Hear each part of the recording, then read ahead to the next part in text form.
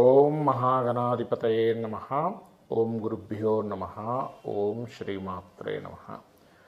పరమేశ్వర స్వరూపమైనటువంటి జ్యోతిష, వాస్తు మరియు ఇతర అనేకమైనటువంటి శాస్త్రములను మనకు అందించినటువంటి మహర్షులకి నమస్కారం. హయగ్రీవ హయగ్రీవ హయగ్రీవేతియో వదేత్ తస్య నిస్సరతే వాణీ జహ్నుకన్యా ప్రవాహవత్. అరుణాం కరుణాతరంగితాక్షీం ధృతపాశాంకుశపుష్పబాణచాపాం అనిమాదిభిరావృతాం మయూకైః అహమిత్యేవ విభావయే భవానీం. శ్రీమాత్రే నమః.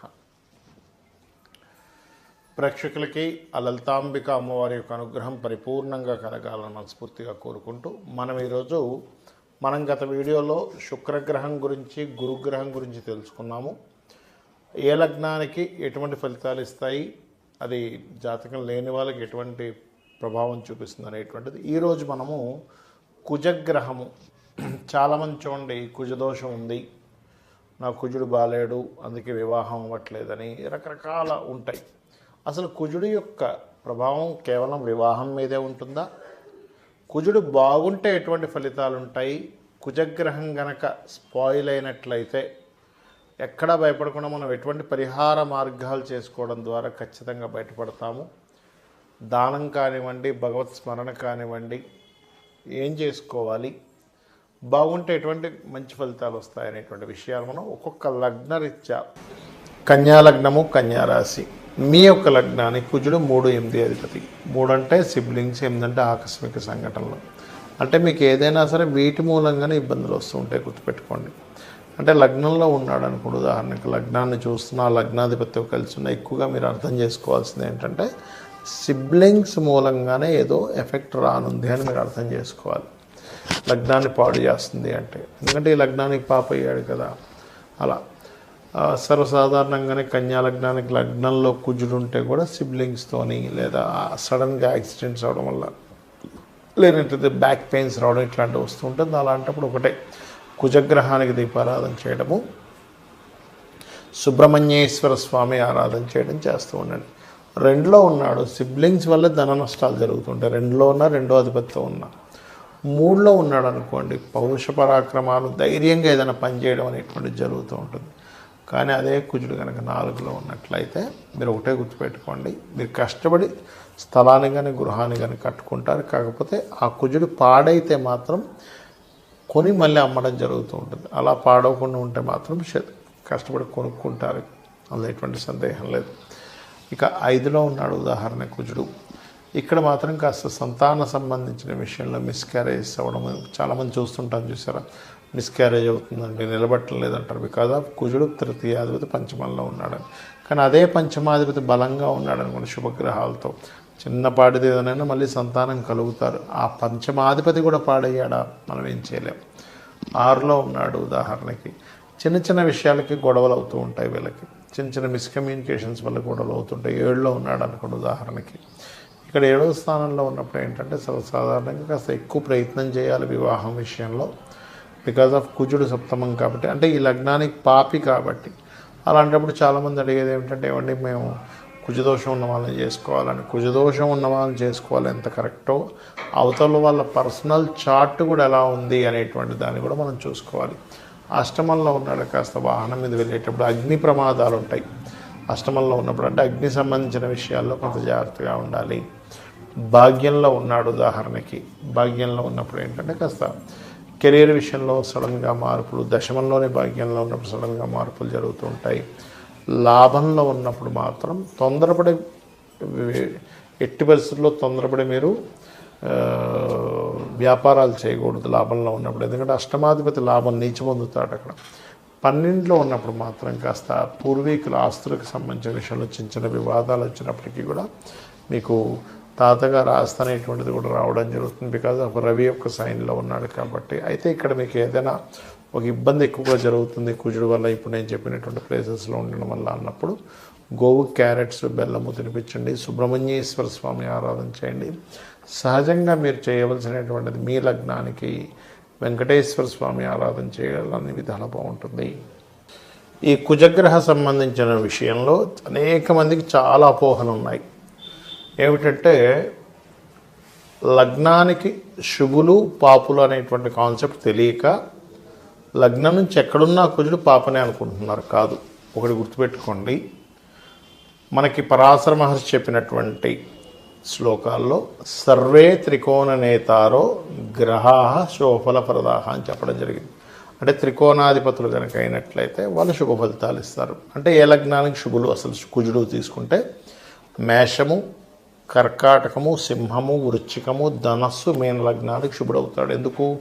మేష లగ్నానికి లగ్నాధిపతి, కర్కాటకానికేమో పంచమాధిపతి, సింహానికి భాగ్యాధిపతి, వృశ్చికానికి కూడా లగ్నాధిపతి అవుతాడు, ధనస్సుకేమో పంచమాధిపతి, మీనానికి భాగ్యాధిపతి. త్రికోణాధిపత్యాలు వచ్చాయి కదా. మరి మిగతా ఏ లగ్నాలకి పాపులు అవుతారు అంటే వృషభం సప్తమాధిపతి మారకుడు అవుతాడు, మిథునం షష్టమాధిపతి అవుతాడు, కన్య తృతీయ అష్టమాధిపతి అవుతాడు, అదేవిధంగా తుల ద్వితీయ సప్తమాధిపతి అవుతాడు, మకరం చతుర్థ లాభాధిపతి. మరి లాభం వచ్చింది కదండి అంటే అలా కాదు, కోణాధిపత్యమే రావాలి. అదేవిధంగా కుంభం తృతీయ దశమాధిపతి. అయితే ఇక్కడ మీరు అర్థం చేసుకోవాల్సింది ఏంటంటే లగ్నానికి శుభుడైనా పాపైనా ఒక్క విషయం, ఆ గ్రహము ఉన్న ప్లానెట్ ఎక్కడైతే ఉందో అక్కడ బాగుందా బాగాలేదా. ఎలా అంటే ఒక్కోసారి చూడండి, మనకి మన ఇంట్లో పర్సనే వ్యసనాలకు గురయ్యాడు, అంటే రకరకాల డ్రింకింగ్స్ కానీ వాటికి వీటికి హ్యాబిట్స్కి గురైపోయాడు. ఇంట్లో ఉన్నటువంటి ధనాన్ని కూడా దొంగతనం చేసి తీసుకెళ్ళి అక్కడ ఆ వ్యసనాలు గురవడం వల్ల వాటికి ఖర్చు పెట్టేస్తాడు. అంటే ఏమిటి, వీడు బుద్ధి పాడైంది. మన ఇంట్లో వాడే ఆ అబ్బాయి ఆ తల్లిదండ్రులు పుట్టాడు, చక్కగా ఇంట్లో పెంచారు, అంతా ఉంది. కానీ ఎందుకు మరి సొంత వాళ్ళే కదా అంటే ఆ పర్సన్ వ్యసనాలకు గురైనప్పుడు ఇంట్లో ఉన్నటువంటి ధనాన్ని తీసుకెళ్ళి ఎలా అయితే తాగుడుకు అలవాటు పడ్డాడో, ప్లానెట్ లగ్నానికి శుభుడైనప్పటికీ ఒక్కొక్కసారి ఆ ప్లానెట్ ఆ రకంగా పనిచేస్తుంది. దాన్ని PAC అంటారు, అంటే ప్లేస్మెంట్, ఆస్పెక్ట్ అండ్ కంజంక్షన్. మరి లగ్నాలకు శుభుల గురించి చెప్పుకున్నాం, పాపుల గురించి చెప్పుకున్నాం. మరి పాపులు కూడా అలా ఏమైనా రివర్స్ రిజల్ట్స్ ఇస్తారా అంటే ఉంటుంది. అంటే ఈ కొన్ని లగ్నాలు పాపులు అనుకున్నాం. ఏవేవి? వృషభము, మిథునము, కన్య, తుల, మకర, కుంభ లగ్నాలు. అయితే ఈ లగ్నాలకి కుజుడు పాపి ఫైన్, కానీ ఒక్కొక్కసారి ఇది కనుక వెళ్ళి శుభ నక్షత్రాల్లోని శుభరాశుల్లో ఉన్నప్పుడు అది శుభ ఫలితాలు ఇచ్చేస్తుంది, పాపత్వం పోతుంది. ఎలా అయితే మనకు సంబంధం లేనటువంటి వ్యక్తులు కూడా బయట ఎవరో పరిచయమై వాళ్ళు మన పట్ల కేర్ చూపిస్తారు, ఒక్కోసారి మన పట్ల ప్రేమ చూపిస్తారు, ఎంతో నమ్మకంగా ఉంటారు. కొంతమంది, అందరూ అనట్లేదు నేను, కొంతమంది మోసం చేసే వాళ్ళు కూడా ఉంటారు. అలాగా బయట వాళ్ళైనా ఇంట్లో వాళ్ళైనా అది మనుషుల తత్వాలని బట్టి వాళ్ళు ఎలా మనతో ప్రవర్తిస్తారో లగ్నానికి శుభుడైనా పాపైనా ప్రవర్తన జరుగుతుంది. అయితే ఇక్కడ ఏంటంటే లగ్నానికి శుభుడై ఇంకా శుభగ్రహాలతో కలిస్తే ఇంకెక్కువ శుభం ఉంటుంది, పాపగ్రహాలతో కలిస్తే ఇంకా ఎక్కువ పాపం ఉంటుంది. ఎందుకు చెప్తున్నానంటే ఈ మాట, చాలామంది కుజ సంబంధించిన విషయంలో కుజదోషము అనేది చాలా బాగా పట్టుకుంటారు. ఏమంటే కుజదోషం ఉందంట, కుజదోషం ఉన్న వాళ్ళని కుజదోషం ఉన్న వాళ్ళతోనే వివాహం చేయాలి అంటూ ఉంటారు. అదొక కాన్సెప్ట్, కుజదోషం ఉన్న వాళ్ళని కుజదోషం ఉన్న వాళ్ళతోనే వివాహం చేయాలని. కానీ వివాహ ప్రక్రియ, వివాహ సంబంధించినటువంటి విషయంలో మాత్రం ఖచ్చితంగా మీరు పాటించాల్సిన విషయం ఏంటంటే, మీరు సప్తమ స్థానాధిపతి, అంటే మీరు ఎవరినైతే వివాహం చేసుకుంటున్నారో అమ్మాయి కావచ్చు అబ్బాయి కావచ్చు, 7th లార్డ్ ఎలా ఉన్నాడు, వివాహ కారకుడు ఎలా ఉన్నాడు, 12వ స్థానాధిపతి ఎలా ఉన్నాడు, ఇవి ప్రధానంగా తీసుకోవాలంటే 7th lord and 12th lord. దీంతోపాటు స్త్రీలకైతే కుజగ్రహం, ఇప్పుడు మనం కుజగ్రహం గురించి మాట్లాడుకుంటున్నాం కదా, కుజుడు ఎక్కువ స్పాయిల్ అయితే స్త్రీలకు ఎక్కువ ఎఫెక్ట్ ఉంటుంది, అంతేగాని పురుషులకు ఎక్కువ ఎఫెక్ట్ ఉంటుంది. పురుషులకు కూడా ఉంటుంది కానీ అది వేరే విధంగా ఉంటుంది.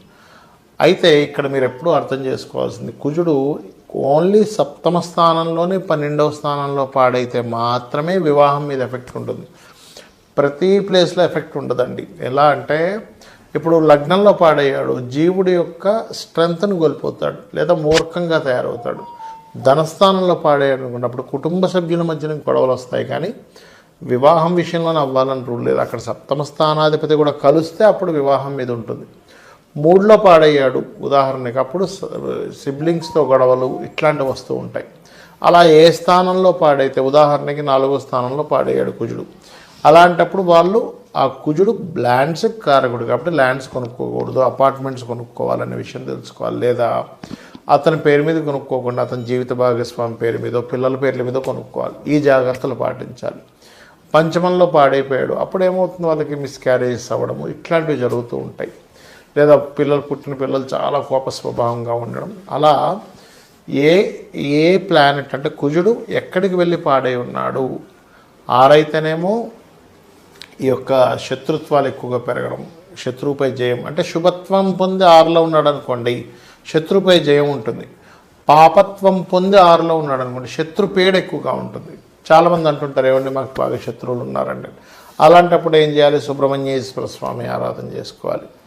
అదేవిధంగా మీకు సప్తమంలో 12లో ఉంటే వివాహం మీద చూపిస్తుంది ఎఫెక్ట్ అన్నాను కదా, అలాంటప్పుడు చక్కగా మీరు గోవుకి క్యారెట్స్ బెల్లము తినిపించడము ఇవి చేస్తున్నట్లయితే, ముఖ్యంగా కుజుడు శని కలిసి ఉన్నారనుకోండి గోవుకి బెల్లము క్యారెట్స్ తినిపించినట్లయితే తొందరగా దాని యొక్క ఉపశమనం అనేటువంటి లభిస్తుంది. అదేవిధంగా కొంతమంది కుజదోషం కాస్త కుజదోషంలా కాకుండా సర్పదోషంగా మారుతుంది రాహుతో కలిసినప్పుడు. అలాంటప్పుడు రాహుకేతులు పూజ చేయించుకోవడము, కుజ రాహుకేతు గ్రహాల దగ్గర దీపారాధన చేయడము ఇవి చేస్తూ ఉండాలి. ముఖ్యంగా సుబ్రహ్మణ్యేశ్వర స్వామి క్షేత్రాలకు వెళ్తున్నట్లయితే కూడా బాగుంటుంది. అయితే ఇక్కడ ఏంటంటే మనకు ఆయుష్ని శని భగవానుడు ఎలా ఇస్తాడో కుజుడు కూడా ఆయుష్ని నిర్ధారణ చేస్తూ ఉంటాడు. ఎందుకంటే లగ్న అష్టమాధిపతి కుజుడు బాగా పాడయ్యాడు అనుకోండి. అందుకే చూడండి సడన్ డెత్స్ అంటూ ఉంటాం. అసలు అనుకోలేదండి, సడన్గా స్ట్రోక్ వచ్చింది, సడన్గా హార్ట్ అటాక్ వచ్చింది, వెళ్తూ యాక్సిడెంట్ అయింది అంటూ ఉంటాం. బికాజ్ ఆఫ్ కుజుడు పాత్ర అక్కడ ఉంటుంది. మరి ఇలా గ్రహాలు ఇలా ఉన్నప్పుడు అప్పుడు ఏం చేయాలి, అసలు జాతకమే లేదు ఏమీ లేదు, కానీ మాకు లైఫ్లో ఎక్కువగా భూమి మూలంగా ఇబ్బందులు వస్తున్నాయి, అన్నదమ్ముల మూలంగా ఇబ్బంది వస్తుంది, యాక్సిడెంట్స్ అవుతున్నాయి, లేనట్లయితే బాడీలో స్ట్రెంగ్త్ లేనట్టుగా ఉన్నాము, ఎనర్జెటిక్గా లేకపోతున్నాము అంటే దాని అర్థం మీ జన్మజాతకంలో కుజగ్రహం పాడైందని. అలాంటప్పుడు మీరు చేయవలసింది చాలా సింపుల్గా కుజ శని రాహు గ్రహాల దగ్గర దీపారాధన చేయండి. మరియు సుబ్రహ్మణ్యేశ్వర స్వామి ఆరాధన కానీ, లక్ష్మీ నరసింహస్వామి ఆరాధన కానీ, లేనట్లయితే ఆంజనేయ స్వామి ఆలయాలకు కానీ రెగ్యులర్గా వెళ్ళడం చేయండి. లేనట్లయితే ఇంట్లోనే పుష్పాలు వేస్తూ ఆ స్వామివారిని అమ్మవారిని తలుచుకోండి. అప్పుడేమవుతుందంటే ఈ కుజగ్రహ ప్రభావం పూర్తిగా తగ్గుతుంది. పూర్వజన్మల్లో మనం చేసినటువంటి కర్మలే ఈ రూపంలో వస్తాయి. అంటే పూర్వజన్మలో ఎవరైనా ల్యాండ్ తీసుకున్నాము, ఈ జన్మలో మన ల్యాండ్ ఇంకెవరెవరు లాక్కోవడమో, లేకపోతే ల్యాండ్ కొనలేని పరిస్థితి రావడమో, ఇబ్బంది పడ్డమో ఇట్లాంటివి జరుగుతూ ఉంటాయి. అన్నదమ్ములతో సఖ్యత లేకుండా అన్నదమ్ములను ఇబ్బంది పెట్టాము, అప్పుడు ఈ జన్మలో అన్నదమ్ముల ద్వారా ఇబ్బందులు గొడవలు వస్తూ ఉంటాయి. అలాగా ఒక వ్యక్తి తనంతట తాను స్వయంగా నిలబడదాము అనుకునేటప్పుడు మీరు ఆ వ్యక్తిని ఇబ్బంది పెట్టారు. ఈ జన్మలో ఏమైపోతుందంటే మీరు నిలబడే స్థితిలో కూడా కోల్పోతుంటారు. అలా మనం చేసినటువంటి కర్మే ఈ రూపంలో ఇక్కడ వచ్చి ఇబ్బంది పెడుతూ ఉంటుంది, మనం అనుభవిస్తూ ఉంటాం. అంతేగాని కుజుడు ఏదో మన మీద పగబెట్టుకొని వచ్చి ఆయన ఏం చేయడు. మనం చేసుకున్న కర్మ కుజుడు రూపంలో వస్తుంది. ఇట్లాంటివన్నీ గొడవలు కావచ్చు, ఈ భూములు కావచ్చు, ఫ్యాక్టరీస్, కొంతమంది చూడండి ఫ్యాక్టరీ పెట్టి నష్టపోతుంటారు. అంటే ఏమిటి, పూర్వజన్మల్లో ఒక మంచి ఫ్యాక్టరీ మీకు ఎవరైనా అప్పచెప్తే మీరు దాన్ని కాస్త లాస్లోకి తీసుకెళ్ళి కావాలని పని కట్టుకొని వాళ్ళని ఇబ్బంది పెట్టినట్లయితే మీరు ఈ జన్మలో ఫ్యాక్టరీలు పెట్టి ఇబ్బంది పడతారు. ఇది వెరీ క్లియర్లీ మనకి కర్మ విపాకము అనేటువంటి గ్రంథంలో ఉన్నటువంటి విషయాలు నేను చెప్తున్నాను అన్నీ కూడా.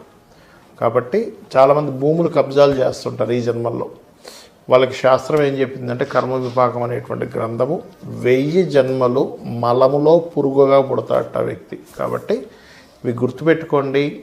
సుబ్రహ్మణ్యేశ్వర స్వామి ఆరాధన చేయండి, అన్ని విధాలా బాగుంటుంది. శ్రీమాత్రే నమః.